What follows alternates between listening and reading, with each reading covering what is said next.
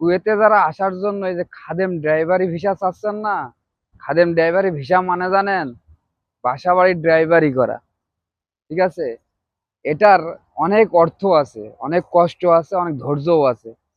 এই বাসা বাড়িতে ড্রাইভারি ভিসায় কাজ করতে হলে আপনার খেতে খেতে দৌড় মারতে হবে। আপনি কি খেতে বসেছেন, ফোন দিয়েছে, রেখে চলে যেতে হবে, বলার কোনো সাহস নাই, বলতে পারবেন না।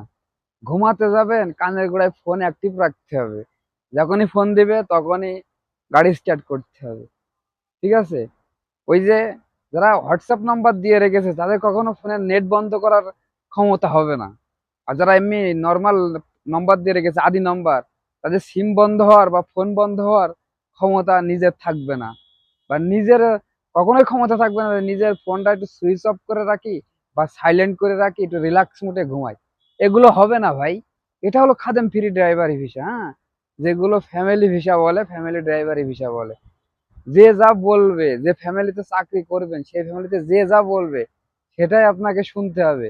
বাট শুধু যে ড্রাইভারি ভিসা এটা কিন্তু না, বা শুধু যে ড্রাইভারি কাজ এটাও কিন্তু না। একটা পরিবারের বাজার থেকে শুরু করে বাসা পরিষ্কার করা সবকিছু আপনারই করতে হবে।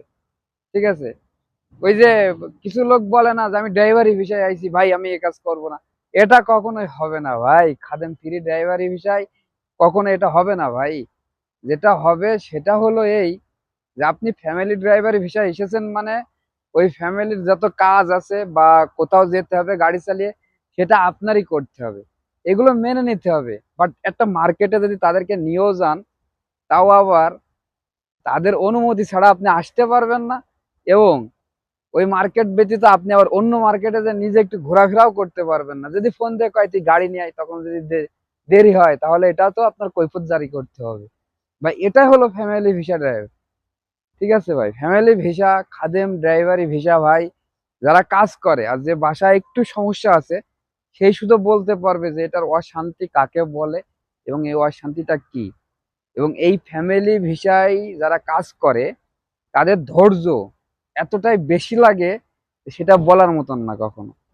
ঠিক আছে? আমি বলবো না যে কেউ এসেন না, আসেন। এটাতে এক ধরনের মজা আছে। কি মজা জানেন? যে কোনো সমস্যা বা কোনো কিছু হলে তারাই আপনাদের দেখবে এবং দেখভাল তারাই করবে। এটা এক ধরনের একটা মজা। থাকার জায়গা নেই সমস্যা নেই, খাওয়ার জায়গা নেই সমস্যা নেই, বাট এটা এক ধরনের মজা। কিন্তু আপনাকে প্রচুর ধৈর্য ধরতে হবে এবং রাগ কি জিনিস এটা ভুলে যেতে হবে টোটালি। এখানে আপনার রাগ তারা দেখবে না, বা আপনার কোনো কাজ তারা মানবে না। তাদের কাজটাই আগে, তারপরে যে আপনার কাজ। এটাই হলো ফ্যামিলি ভিসা ভাই। এবং সব থেকে বড় কথা হলো এটা, যে সবসময় আপনাকে পরিষ্কার পরিচ্ছন্ন থাকতে হবে এবং যতটা সম্ভব ততটা আগেই আপনাকে গুছিয়ে থাকতে হবে, জানো, তারা আপনার কোনো ভুল না ধরতে পারে।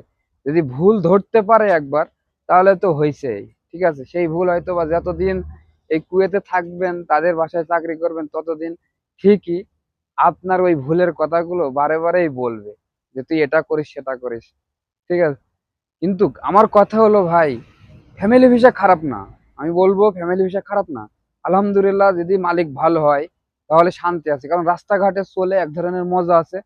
যদি কোনো সমস্যায় পড় হয় তারাই দেখবে। ঠিক আছে? সব থেকে বড় কথা আছে একটা, মানে একটা রিল্যাক্স জীবন যার কয়, যে আপনি রাস্তাঘাটে একটা রিল্যাক্স মুডে চলতে ফিরতে পারবেন। কথা বুঝছেন? সবাই ভালো থাকবেন, সুস্থ থাকবেন এবং প্রত্যেকটা প্রবাসী ভাইয়ের জন্য অবশ্যই দোয়া করবেন। আল্লাহ হাফেজ।